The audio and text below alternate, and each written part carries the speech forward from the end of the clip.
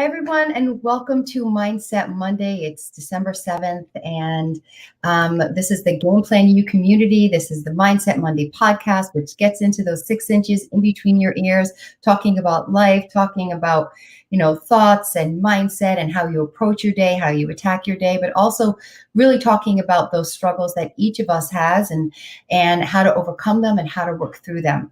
So I'm so excited to be here and really grateful that I have the guest that I have today.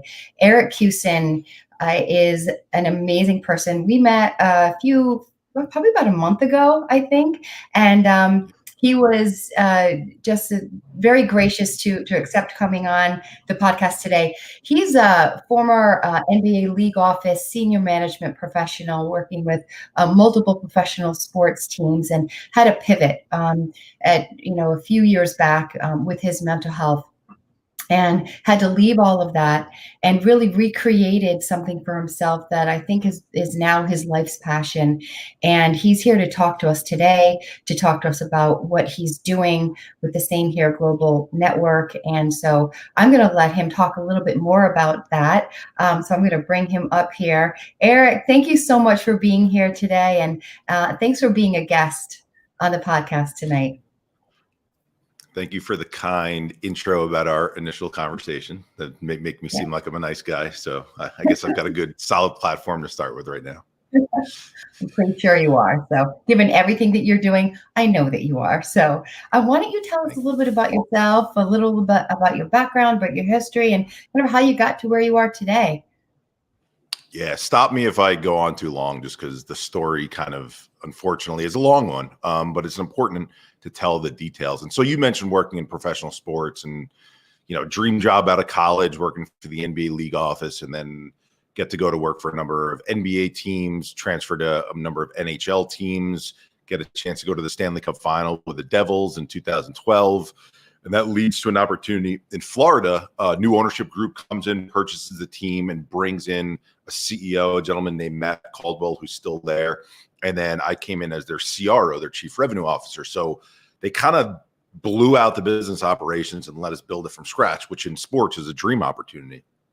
And I was, going through the norms of the day-to-day and loving the challenge and getting a chance to build that culture from the bottom up.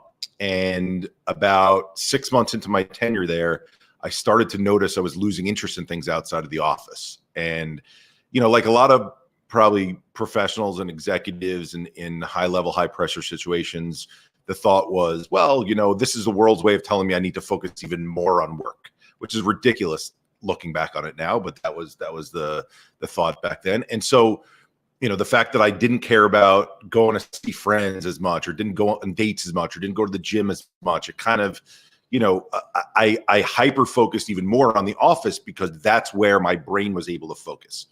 And that period only lasted about 2 weeks, where the loss of interest was the beginning piece. And at about the 2-week mark, I woke up one morning and it was like pushing myself out of quicksand to get out of bed. It was like walking in cinder blocks to go over to my closet. I looked in the closet and it felt like a bomb had gone off, even though my clothes were pretty well organized. Point being, I couldn't make sense of things. The world around me wasn't really computing. Got into the office, forced myself in there after definitely not showering that morning and just putting on whatever clothes I could. Looking at the screen, it looked like light brights on the screen. Remember looking at my staff and thinking, it looks like Grand Central Station out there. It doesn't look like I can normalize who's sitting where and which department is which. And these are people that I'm all responsible for at the time. And we had a game that night. And I remember just, kind of grinning and bearing it, almost like drooling. That's the way that I would describe it in my mind, like staring at a screen, like empty brain, trying to avoid people coming into the office, which was not my manner at all normally. And we had prospects that came out to the game, and we would have to give a speech, either myself or Matt, the gentleman that I mentioned before, to the prospects that came in between the first and second period, getting them excited. New ownership group, new players we just drafted, direction that the team's going in, why we're investing in the community. And I had nothing in here to be able to say. And I remember I had to write down on an index card, "Hi, my name is Eric Hewson. I'm the Chief Revenue Officer with the Florida Panthers. It's great to meet you." And then I had nothing to say after that. just nothing was coming to my mind. I actually had to read it off the card, and I passed it off to Matt. I guess he just took over from there, and I walked out of the suite, went back to my office, and him and our owner, Vinny Viola, who's still the owner there as well. He comes to every game, flies, nice to have a plane, flies back and forth from New York.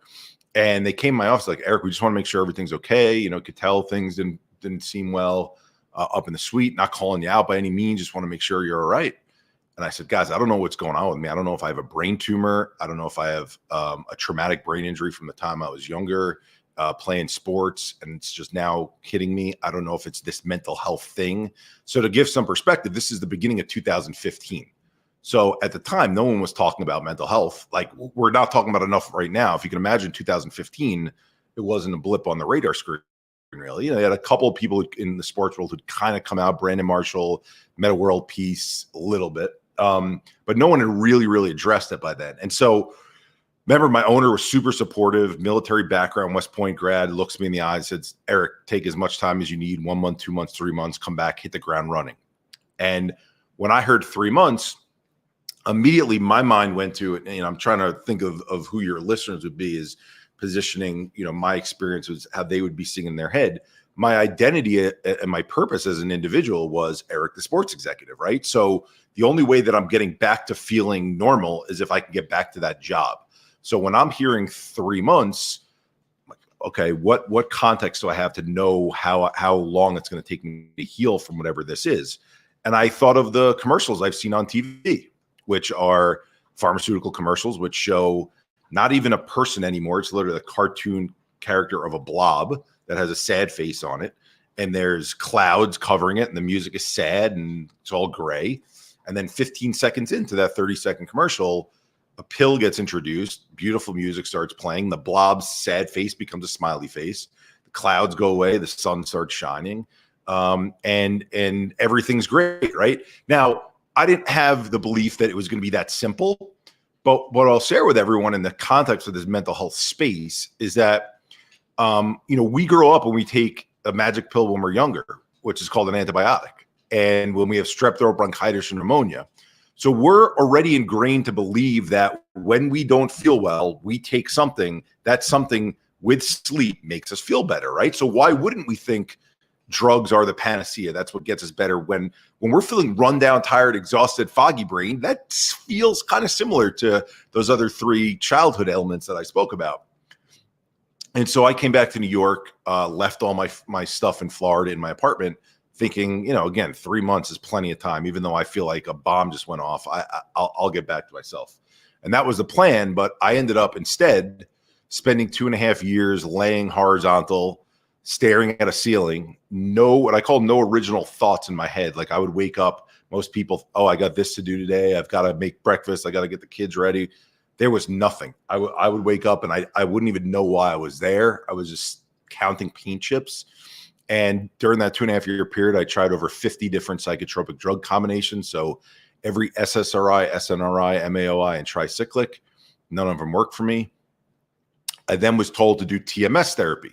So TMS, they put a helmet on your head and shoot electromagnetic waves into your brain, trying to wake up the neurons to start firing through the synapses.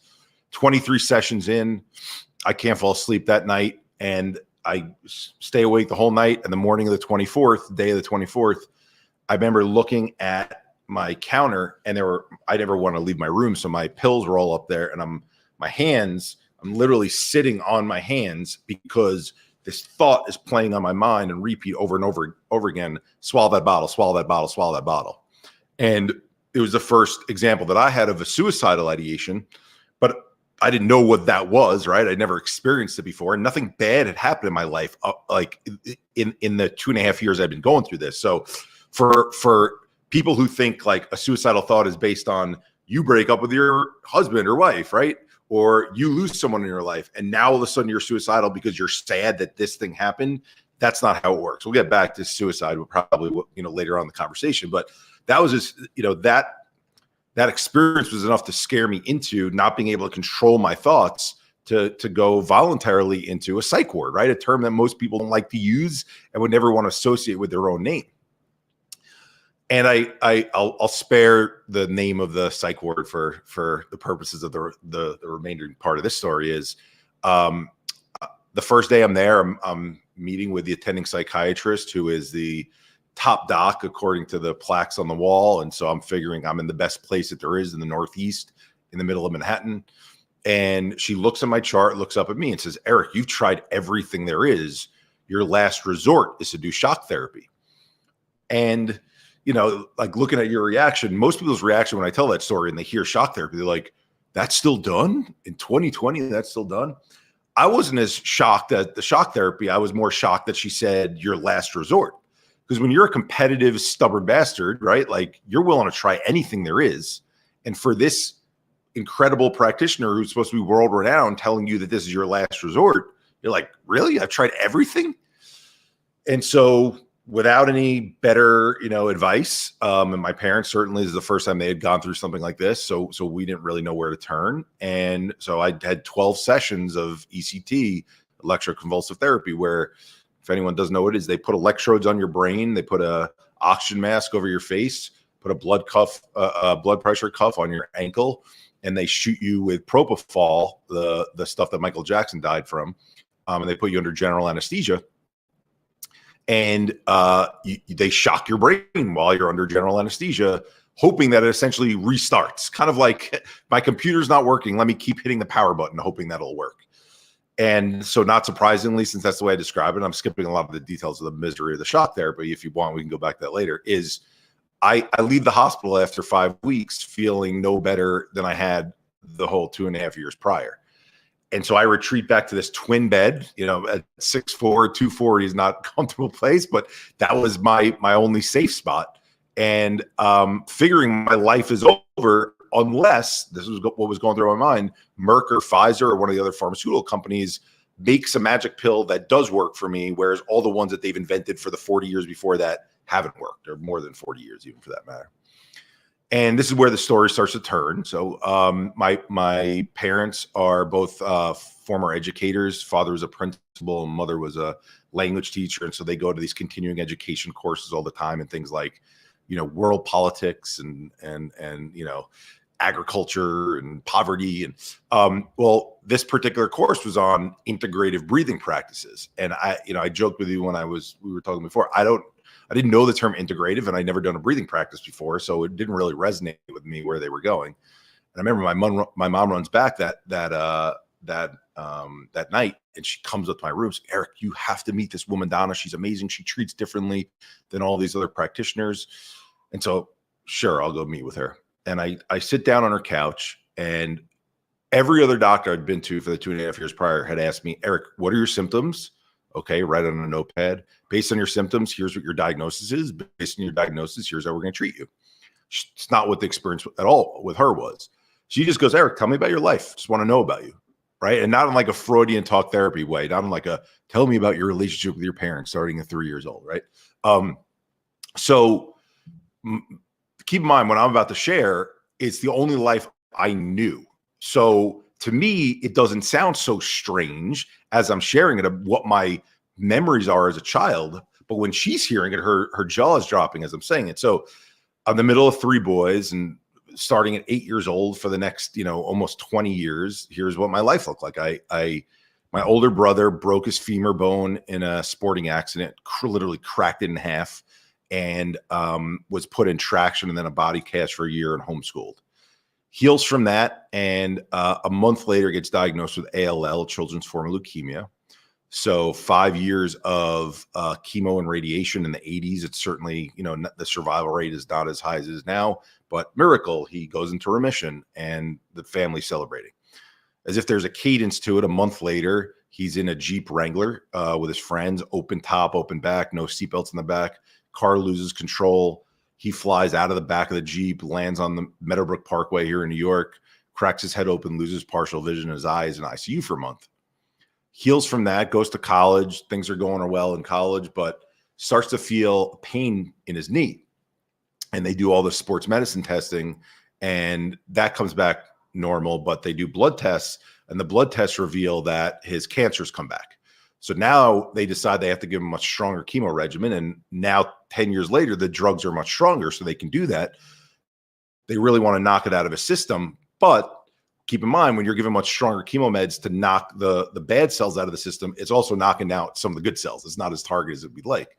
So we switch places. I go up to college. He's going to law school down at Hofstra, and I get a call from my father that he's developed 105 fever, and they're taking him back to the hospital. So I get in the car. I start driving back to Long Island at the time, and his body goes into what's called septic shock. So the chemo treatments were beating him down so much, his body became toxic, and that sends him into a coma. And so I'm coming back and forth from school like every third day. My parents are essentially living at the hospital. The neurologist can't tell us if he's going to have any brain activity if he wakes, right? That's a big if.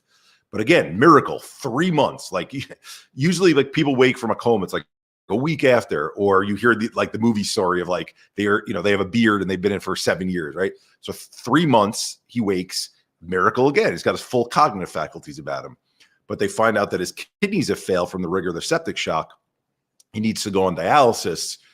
Then we all get tested to see who's the closest match for kidney donation. My father, his father donates a kidney to him. And I finally feel like I'm in the clear. You mentioned getting the job at the NBA right out of school. That's kind of my, blank slate, get to start new here. And 3 of my close friends pass away in that first year that I grew up with from home, individually, separate events from heart conditions, obviously totally unexpectedly at that age. Incidents like a running on a treadmill and it creating a cardiac situation. And so when I shared that story with this woman, Donna, her reaction to me was, Eric, is there anything else that's happened in your childhood that impacted your mental health that you want to tell me about? And I said, Donna, what do you mean like affected my mental health? These things happened to my brother. They happened to my friends. They didn't happen to me. And I was so spent at that point that like anything anyone told me, I'd probably have a reaction to. And I think, for your listeners, like in you being a sports fan and stuff like that, this was the analogy she gave me. She said, Eric, you had a front row seat like you would for a basketball game. But unlike a basketball game where you get up every 3 hours when the game is over, you take your suit off, you get a dry clean, take a shower, you put a new suit on the next day. I want you to pretend like you had a front row seat, but you were watching the game of life taking place in front of you instead of a basketball game. And you were that close to it. And the game of life was represented by 2 different wrestling rings, your brother in one wrestling ring and your friend in the other. And they were wrestling that game of life. And it was a muddy wrestling pit. And every time your brother made a move to stay alive, your friends made a move to stay alive, the mud was splattering and hitting you. Well, the difference here is you didn't know to get up after 3 hours. So you sat for 20 some odd years watching as this mud continued to hit you, not realizing it was caking up on you. And even though your last major event was in your early 20s and you're coming to me at 35 right now, guess what? When that mud builds up, it gets heavy. And eventually your body can't move through it anymore and you fall. And you were so focused and you love sports and working in the industry so much, you didn't even notice the mud was building up, less so than other people do because you're not paying attention to symptoms at all because you're loving the day-to-day. Well, the reason why you fell apart as quickly as you did is because it was building up over a long period of time and you were fighting through it and it just stopped you. So you being a practitioner, right? You'll find this funny. I said to her, Donna, this theory of yours, right? As if like I had the right to say that. Like this is a woman who practices. Like this theory of yours, let me get this straight. So we could watch things happen to other people in our lives. They don't even need to happen to us directly. And that could still impact our mental health. So I said, take my story out of it for a second. The child who watches their parents have fights and go through a divorce. The child who watches one of their parents lose their job and then lose the house. The child who watches 2 of their best friends get into a fight and this strong friendship break up. The child who watches one of their friends get verbally abused by an adult in school. Child who watches another friend get bullied on the schoolyard. The child who watches their friend have a sickness of a loved one or a loss of a loved one. The child who hears about their friend being sexually abused. I was like, the list is a mile long. I just named some of them, but I don't know that there's a person in this world by the age of 10 who hasn't been through one, some, or many of those things I just described. So that would make me think everyone's mental health is impacted at some point. And she kind of just, the way that you're shaking your head right now, she shakes her head at me and she says, Eric, I'm an integrative practitioner. So this is the first time I'm hearing what that term means. She's like, I believe that there's a mind-body connection, and then what we see, our mind and our body experience it together. It lives inside of us. She tells me about the book by Bessel van der Kolk, The Body Keeps Score. And I'm fascinated by this. And so she's like, as much as you're interested in how the brain body works, can we get you healthy first? And then you could focus on that. So she sends me to this weekend breathing course where I learn about the vagus nerve, and I learn about how our body goes through inflammation and our hormones are secreted to the wrong levels, when for a long time we've been living in these modes where expecting the next shoe to drop, right? And by the way, my situation, though it's severe, who hasn't dealt with, right, long-term stress? Someone in my family is sick and I'm wondering what news I'm going to get, right? My child is being bullied at school. I'm wondering when they come home, are they going to be crying? Are they going to have self-harm, right? So this is not an uncommon thing for us to not breathe properly and for our biology to change because we're not breathing properly, right? So promise kind of land the plane soon. So I, but I, the detail is important because I want people to know, why we built what we built. So I do this breathing practice, and 30 days after learning the breathing practice, they make me have an accountability partner. I keep doing it. And I wake up one morning and it's like Christmas morning when I look at the TV and I want to turn the TV on, and I looked at the kitchen and wanted scrambled eggs for breakfast. And that was like the greatest feeling in the world, right? And it's something that I hadn't felt in so long, desire for something. And so feeling better, I decide I'm going to write my story and share it. And again, back to like no one really talking about it. Now this is the middle of 2017. Still haven't had Kevin Love share. Still haven't had DeMar DeRozan share. So in the sports world, I had no template to go on. So I just write it in a Word document and put it on LinkedIn at a time when there were no character limits on LinkedIn because people weren't posting as much. And I didn't know about video content and all that stuff. So 3 days go by. It's read over 150,000 times. And I have over 400 calls that come in from as far as China. And probably the biggest impetus for me and the epiphany for deciding I needed to start something was these calls that came in, calling these 400 people back. And I remember checking off on the spreadsheet, about 250 of them. No one was mentioning the disorder label. No one was saying, Eric, I have PTSD or I have bipolar. It looks different than PTSD this way, which by the way, my diagnosis was PTSD. They were saying, Eric, I lost a child to SIDS 5 years ago and I've never been the same. Or I broke up with my college boyfriend of 4 years. And even though I'm happily married now and have 2 beautiful kids and a white picket fence, I still have this pit in my stomach from that day I made that decision to break up with my college boyfriend, and it's never gone away. And I'm not a therapist, right? So the only thing going through my mind is, whoa, like this range of things that we go through as humans, it runs the gamut of decisions that we've made that we obsess over to traumatic events that we live through. But wow, what ties us together as humans is not this thing called depression, anxiety, PTSD.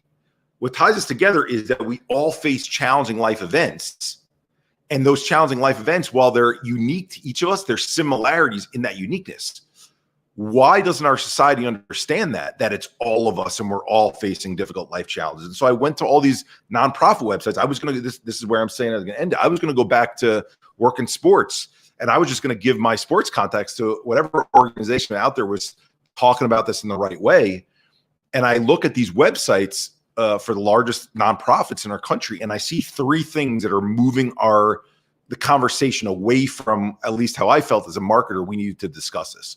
Those 3 things were, one, the concept that 1 in 5 people are mentally ill was the top of every single website, which, okay, 20% is a lot of people. But what's bigger than 20% is 80%. And what are we telling the other 80% that are in that group? We're telling them they're healthy, fine, normal, okay, nothing to see here. Imagine we did that with physical health. So don't worry about, Denise sitting on the couch, eating nachos, watching TV, being sedentary. If you develop this thing called heart disease or diabetes when you're 40, 50, 60 years old, then come and see us. We've got a pill for that. That's essentially what we're doing with mental health, right? Second thing was they all were campaigns that were mirror images of each other. So stop, stomp, erase, break the stigma, right? So an action word followed by stigma. If we're protective as an organization of the 1 in 5, and we're saying stop the stigma, it might sound like a rallying cry to our group, but it's pointing the fingers at that other 80%, saying you're the reason why this group is being stigmatized. That doesn't bring people together. That separates us into two further groups. And then the final piece was the way that celebrity stories were being shared. It was, Britney Spears has depression. She shaves her head. Lindsay Lohan has anxiety. She dresses like a hot mess and puts her fake eyelashes where her eyebrows should be. Charlie Sheen has addiction. He looks like a skeleton when he leaves his house in the morning. Those websites were sharing these stories from Us Weekly and People Magazine because they were part of the 1 in 5 group. And so I added those three things up in my mind. I'm like, 1 in 5, let's stop stigmatizing them. The them looks like people who shave their heads, run off basketball courts, and look like skeletons. No wonder why 80+% of our society doesn't pay attention to mental health, because they don't think it applies to them, nor do they want it to apply to them. And that was the impetus now for forming the organization. We're all a little crazy. You mentioned that you're a big word nerd, kind of like me, where words matter. The term crazy, in quotes, as you guys could see it on the screen, was used very deliberately. I needed a word that was going to grab the 4 and 5s to say, I could call myself a little crazy. I understand that. But that wasn't literal, right? If you look at the way the quotes are around, then if anyone saw the logo, that A is upside down and the crazy. We're poking fun essentially at the word normal by saying we're all part of this crazy continuum, right? Got some pushback from the 1 and 5s, which we could also get it to, but I needed a way to engage the 4 and 5s so that we could talk about it as a 5 and 5 topic, all of us together. And then from there, kind of our main campaign is the Same Here campaign, which is an American Sign Language sign. So Same Here is like my thumb pointed at my chest, my finger pointed at you, Denise. And I'm not saying, Denise, you and I, we both have depression. You and I, we both have anxiety. No, that's not what Same Here is. Same Here is saying I have a story of challenges that I faced in my life. You have a story of challenges that you face in your life. There's not a person who hasn't. Let's share our stories.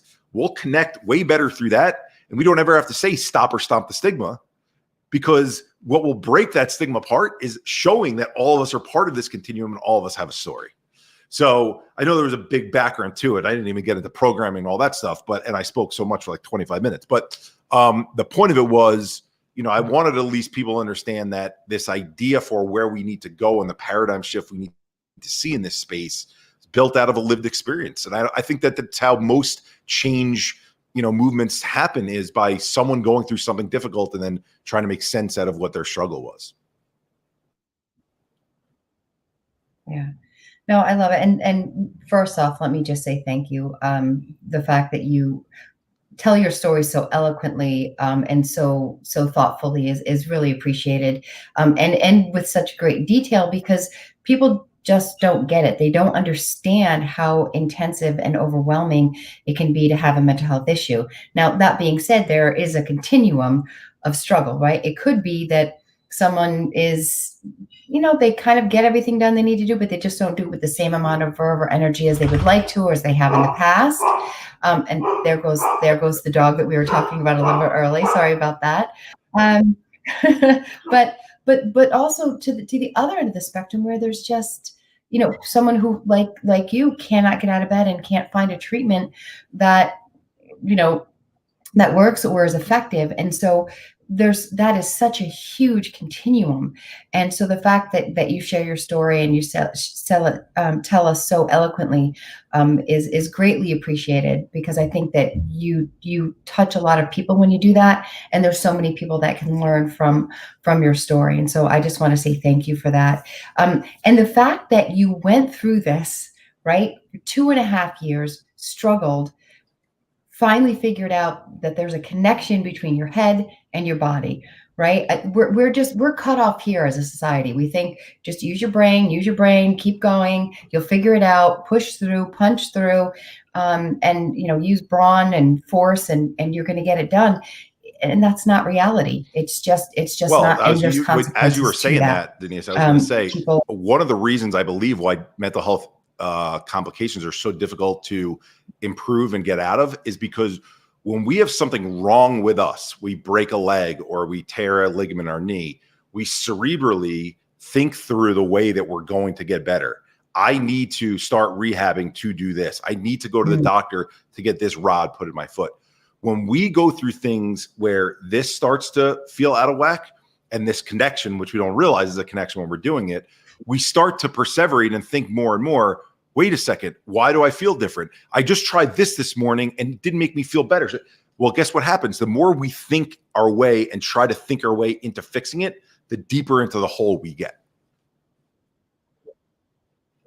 Well, it's because it's like the thing that's wrong is the brain, right? Not that it's wrong, but there's something going on in the brain, but the connection is in the body. So it's like we're thinking we have to do something up here when that's not the only thing we need to pay attention to. And a lot of those neurotransmitters and, norepinephrine and serotonin, those things get off kilter when mental health issues are in play. And so it's kind of like hopping on the ankle that's broken to try to fix it. You have to have support, you have to get help, and you have to think about your entire body and what's going to be helpful in that respect in order to fix it. And you can't just talk your way out of it or just push your way through it. So I just think it's such an important thing to pay attention to. But I want to talk about the Same Here Global network and what you have actually created, because and anyone can go to the Same Here Global website. Please check it out.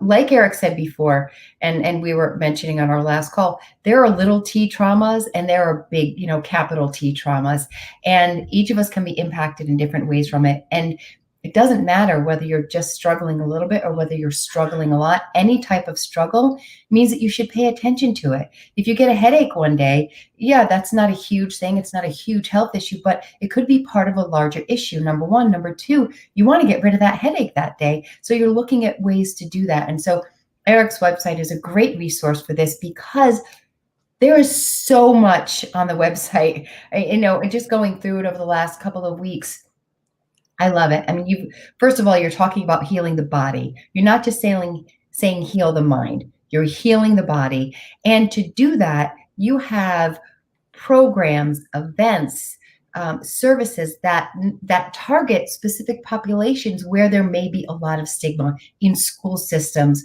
with athletes, with service members, men and women, veterans, in the work culture, because no one ever wants to talk about mental health issues in work, or maybe that's the past. I think things are changing now because of your organization. And you have services in these areas around, like what you can practice, practitioners, support, blogs, and information that people can connect with, and stories from other like same day heroes that you or everyday heroes, that you have on your website, which is just amazing. So can you talk about, did you have all this in your head at once, or was it kind of I imagine it was a slower process and you just kind of kept building on it because you saw the need? Okay, so first off, you explain the site better than almost anyone who's ever gone there on their own and hasn't worked with us. So kudos to you. The weird thing, and I hope this doesn't come off the wrong way, is that's exactly how I saw the site playing out for this reason, right? Take you to the beginning of it. When I started sharing my story, I mentioned that there wasn't a Kevin Love or wasn't a DeMar DeRozan story, and then that led to a Hayden Hurst story and a Robin Lerner story. So what was the one story that was the largest celebrity in the world that I saw at the time I went through something? It wasn't a sports hero. It was Prince Harry from the UK. And I remember thinking like, okay, my idea is that people need to tell their story, not their disorder, in order for people to connect. Harry did a great job of being open and telling his story and not just telling his disorder. He shared about losing his mother at a young age and how the thoughts of fear and what happens to my mom and will I ever see her again were circulating in his head. And if they're circulating in his head, he eventually then had to go and get help to talk through it, right? And do the exercises like the brain-body connection type stuff. So he was speaking what you needed to speak as a, let's call it genuine celebrity, genuine advocate who's going to share this. He wasn't in it for money of getting the endorsement deal from BetterHelp or Talkspace or what have you, right? Well, Harry shares a story and the UK is still at a 30-year high in suicides and mounting mental health numbers. And what that made me realize is, okay, Eric, think about the numbers for a second. If you truly believe this is a 5 in 5 issue and not a 1 in 5 issue, that means there's 7 billion people on this planet who need to hear that message. If there's 7 billion people, Prince Harry's probably more famous and more influential than any sports celebrity here in the US, even LeBron James. And yet in the Commonwealth countries, they're still struggling. I mean, Australia, right, was one of the countries that was struggling more than anyone. So they're looking at Prince Harry. He's open, yet it's still the message isn't getting across where trends are changing. And so when you ask me, did I see that vision? The vision was we need to get people and actually, if you want to test me on this, our opening video on our Facebook page is people from around the world in 2007 making this sign, but all different ages, all different parts of the world, Israel, right, to Canada, to Hawaii. And the point of it was to show whether you're a celebrity, an athlete, an everyday person, an executive, a CEO, a doctor, a lawyer, person living on the street, right? Let's be honest about it. All of these people, what they have in common is they've all been through challenging life experiences. Now, the CEO might be the last person willing to admit it. And until a couple of years ago, the athlete was the last person willing to admit it. But the vision was, if we could find people with large platforms, the athletes, the celebrities of the world, who are willing to share same here, that is permission giving to all these other people to share same here. Now, back to that concept of it not being stomp the stigma 1 in 5 versus 4 in 5. Wow, that will speak volumes of having people on their own telling those stories and the exponential nature of that. Okay, Eric, but that's not enough. You need practitioners and doctors who are also saying same here, because guess what? They're humans too. And so it can't just be, here's the messed up people and here's the people who fix them. Okay, they're different parts of the website. No, it had to be everyone working together. And so, that was where we came up with the concept of, you kind of pointed it out with programmatically some of the stuff we do, but this concept of STAR exercise, right? So we have a gym for the body, and we take it for granted that right now you can go and walk a mile, one direction or other. And there's always, you see my Peloton behind me. There's always a Peloton, an elliptical, a treadmill, boxing, kickboxing, swimming, universal, free weights. There's all these different options for us to do the same exact thing, by the way, which is to get in the best shape we can, right? It's a little bit different variations of why we work out. Some of it's a little bit for vanity purposes. Some of it is because we want to have better heart health. Some of it is because we want to cut up and look better in our clothes. Okay. But when it comes to mental health, what do people have? What's their gym for the brain? And you ask people and they're like, Headspace, Calm, maybe yoga. But even when I say yoga, they're like, isn't that physical health? I see people in tight clothes and they look attractive and I see them sweating and working out. Yeah. So I assume it's a workout. And so the idea was STAR stands for stress and trauma, the two things that build up inside of us, just like plaque builds in our arteries for physical health. Stress and trauma build in our central nervous system. Then the A stands for active, meaning we need to do activities, release and rewiring. So the stuff that builds inside of us, how do we get it out of us? We do it in an active way. And that's where, what you notice with those practitioners is, okay, we can help people understand it's all of us. We can help people understand it's 5 and 5. We can show this movement of people opening up and sharing their story. But now what do you do once you get that, that realization? You don't want to leave people hanging and then say, okay, I get it. I go through shit also. Now what, right? So that's where the STAR exercises came into play. It was like, here is your gym for the brain, where you could pick any of these exercises. Some might work for you. Some might work for someone else. Different things for different people. So I guess kind of bring it all together. Your question is, the idea was there from the beginning, right? Was different alliances from different aspects of society that build off each other, that hold hands. That isn't my organization. It's our organization.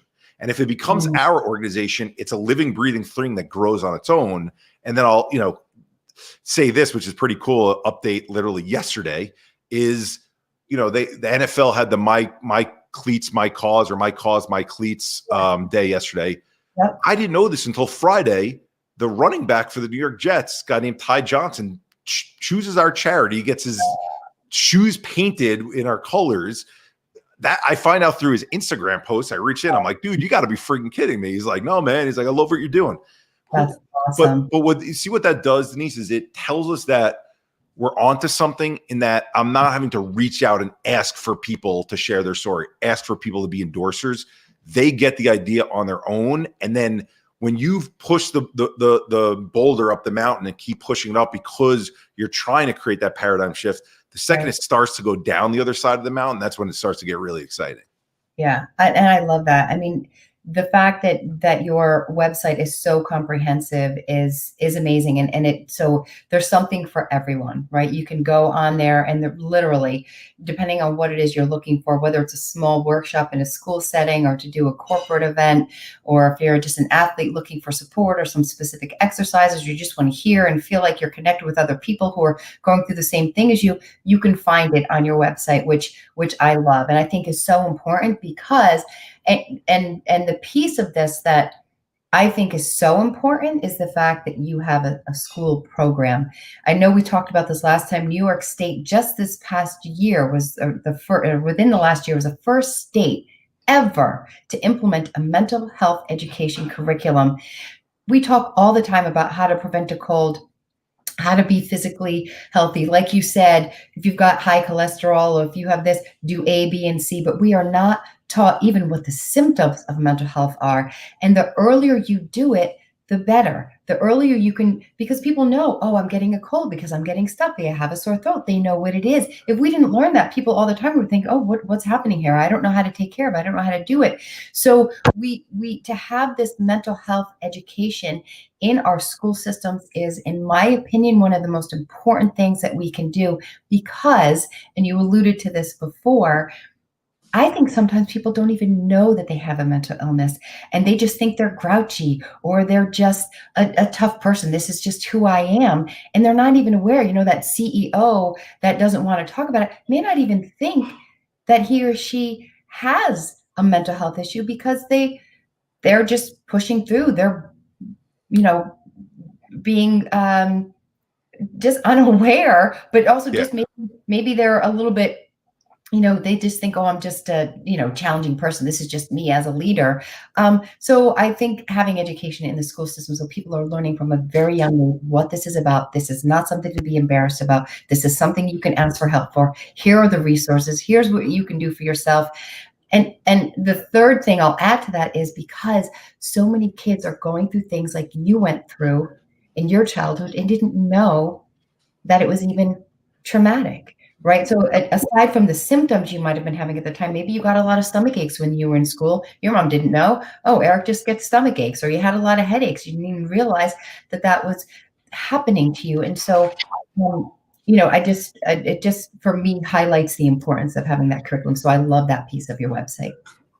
Thank you. The schools one, interestingly enough, was the last of the 5 that we started, not because we didn't think it was the most important, but, you're a small startup organization. You go where the interest is, right? And so Darren Ravel is one of our influencers on our group. Darren is well networked. He's got 2 million followers on Twitter. That's like his thing, is being a Twitter personality.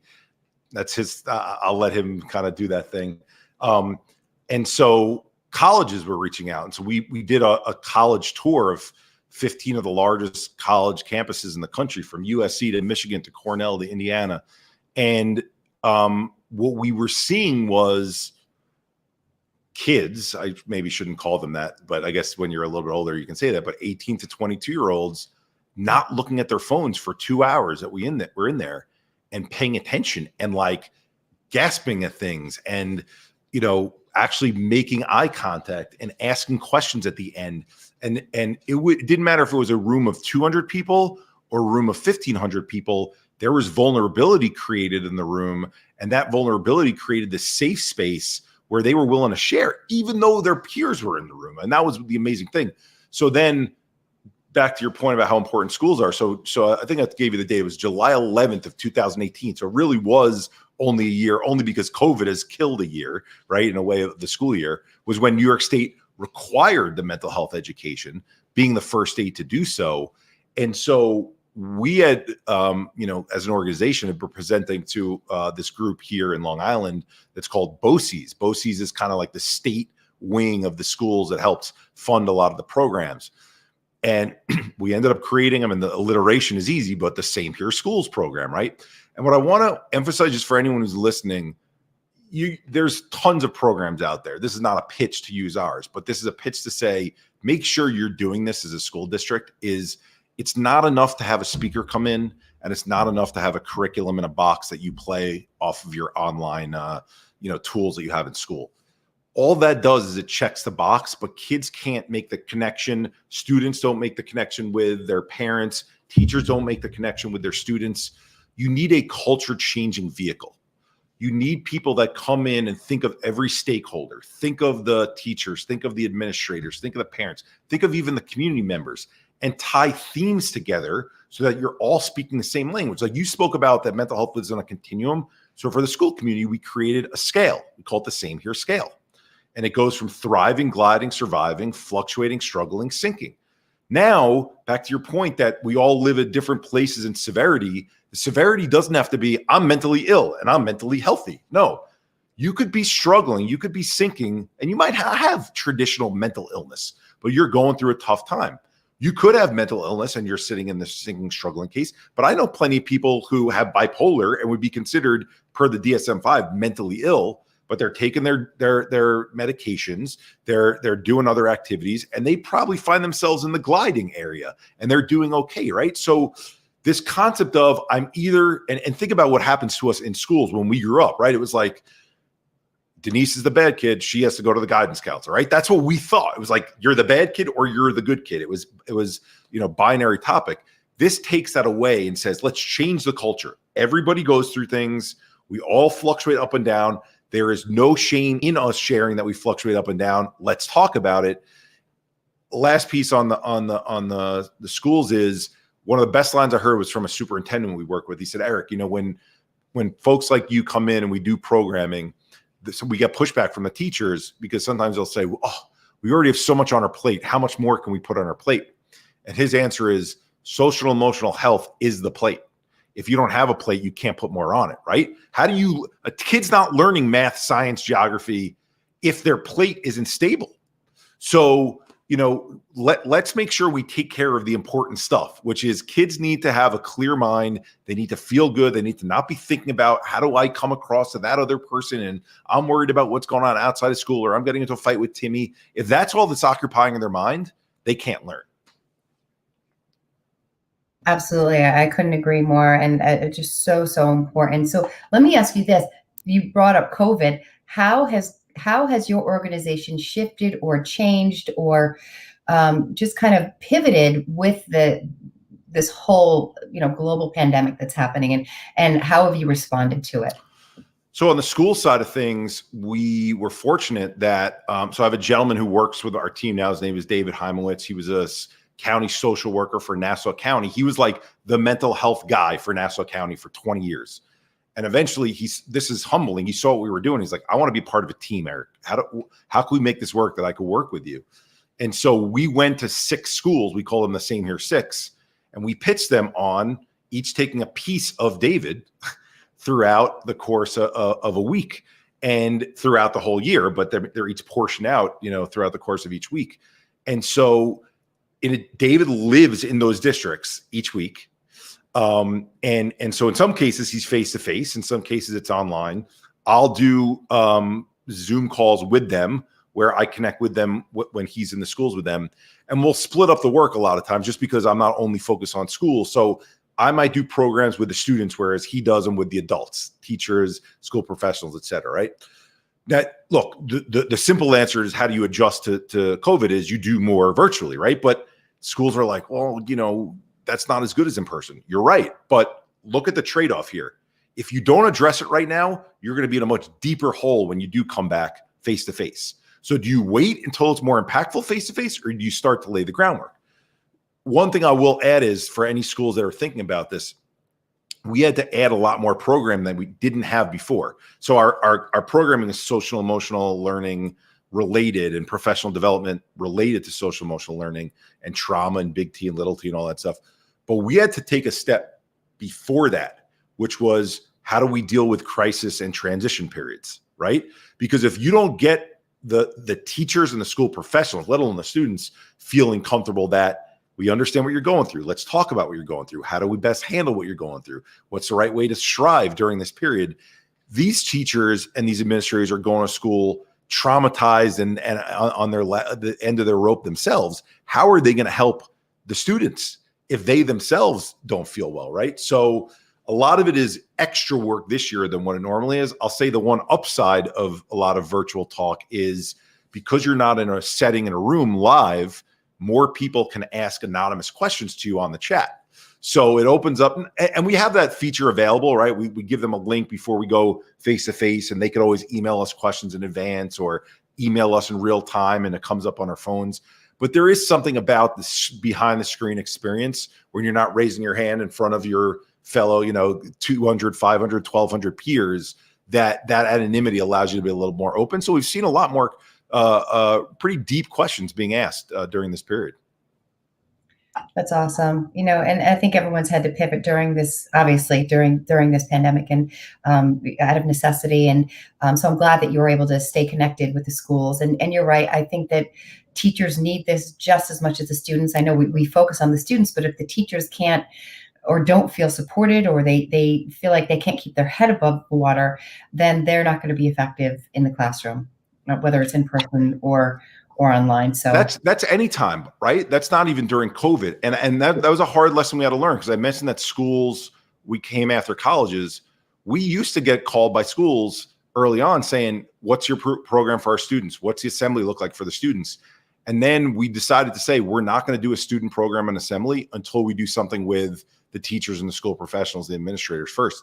You got to get buy-in from the people who are the leaders in the room to then be the leaders carrying the message, so that when the kids hear about it, now everyone's speaking the same language.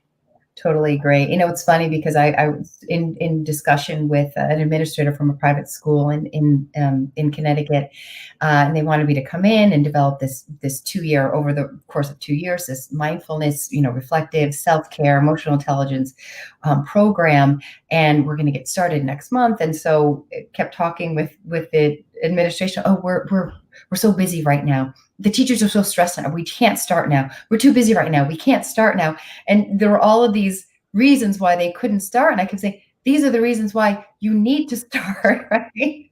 Because everyone feels overwhelmed. And this is it, right? This is why we need to have these kinds of things, because people feel overwhelmed. And our society doesn't support calm, quiet reflection. It supports chaos, intensity, 24/7 access, beeping, flashing, blinking, vying for our attention, messages that aren't all healthy. And so I think our mental health is very, very impacted right now in terms of just how we're operating in the world, and our expectations of each other, and what's expected from us at work and in school. And it's just kind of competitive space that really isn't valuing self-care in the process. I don't know if you saw that stat, but it's like the average person in 2020 is consuming as much information in a day as people were consuming in a year in the 15th century. It's like, so our for people to think about your cell phone is constantly going off. Email, text message, instant messenger, from Facebook, instant messenger from Instagram, kids calling, right? Crazy deadline at work, right?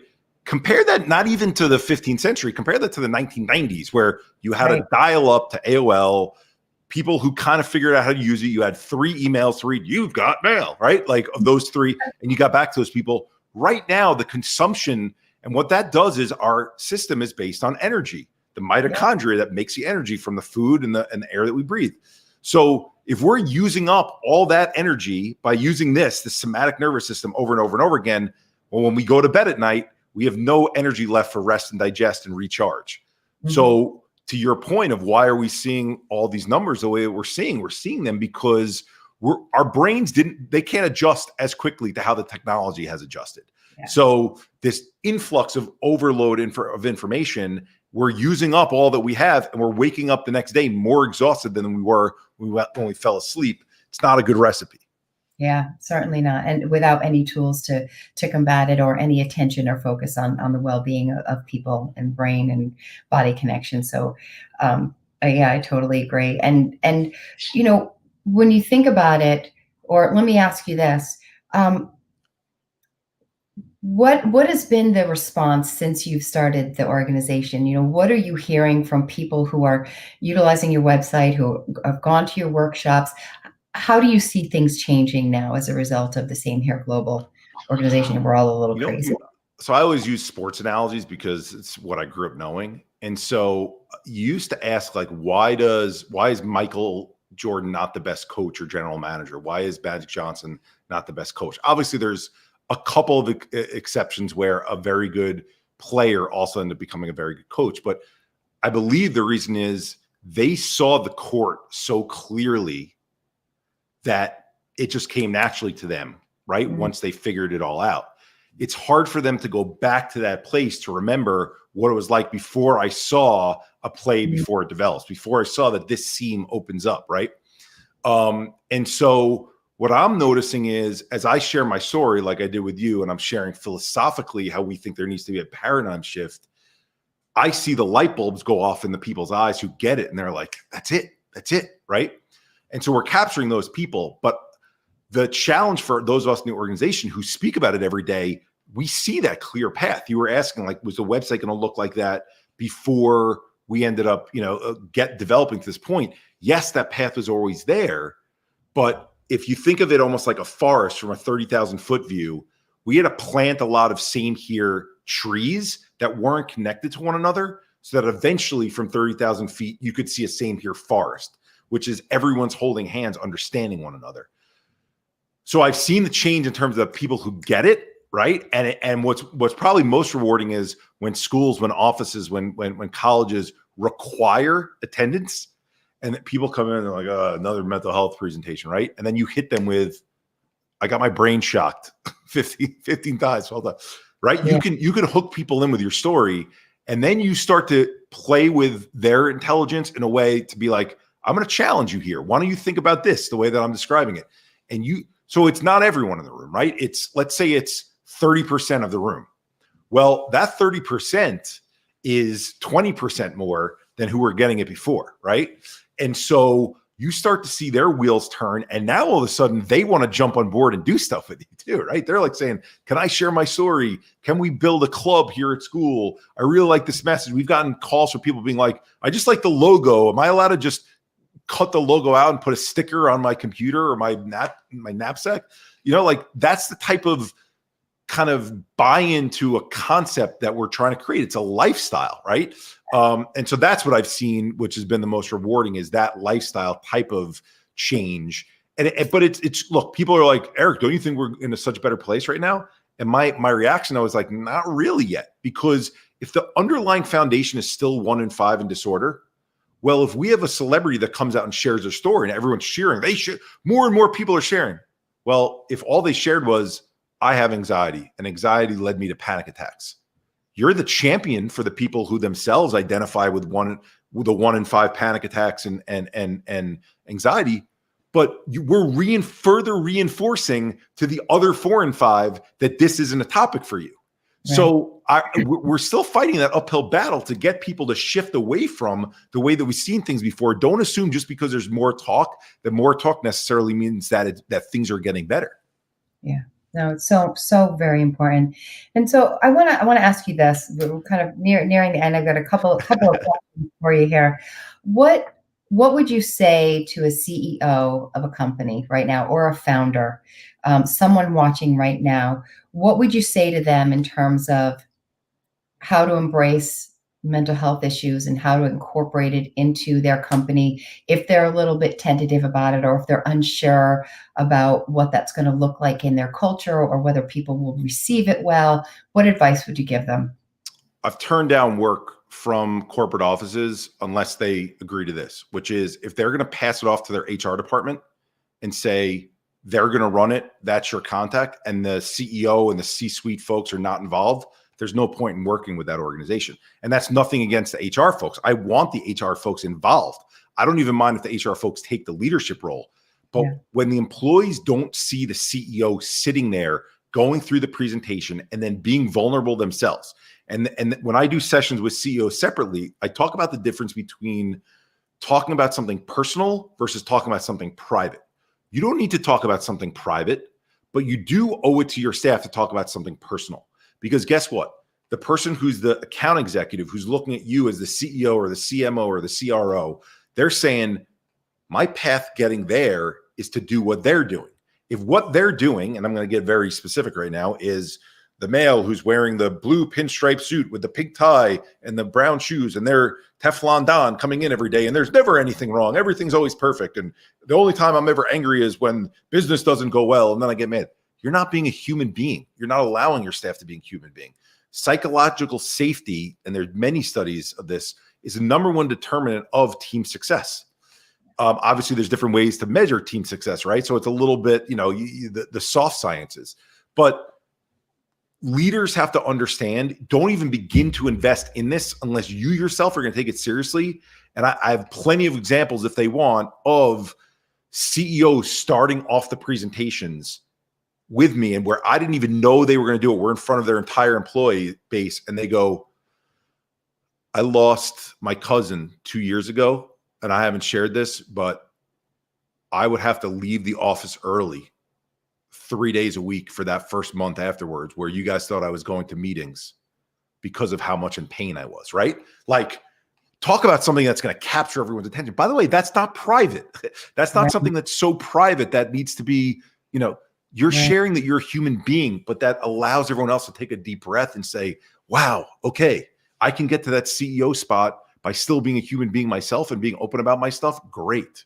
Yeah, I love it. So important. Thank you so much. That is amazing advice and so perfect. And I just think apropos for everything that's going on in the world, in our country, just with life in general. So I want to thank you, Eric, for being here today, just for sharing your story, for developing this amazing community, this organization that is spreading near and far, helping people who struggle with mental health issues. And I want to encourage anyone who wants to get in touch with Eric.